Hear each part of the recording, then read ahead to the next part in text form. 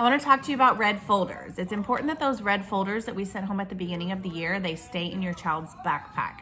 That way, when I'm needing to send something home on Fridays or even midweek, I'm not having to throw it loose in their backpack. It's able to stay in that red folder so it stays organized, and then it gets to you each day or at the end of the week when needed. In that red folder at the beginning of the year, we already sent home those teal colored sight words that I've talked about. I'm also sending home some paper books for your child to help or to practice reading at home.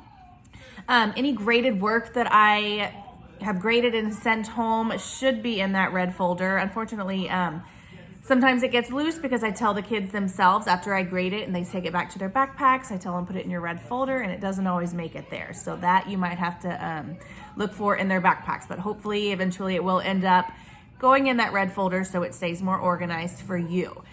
Any additional work that I send home, if the kids need extra practice for something, I will also put it in that red folder. So make sure that you are checking that folder, if not daily, at least every single Friday, and that it goes right back in that backpack so that it's available for when I need to add any other materials.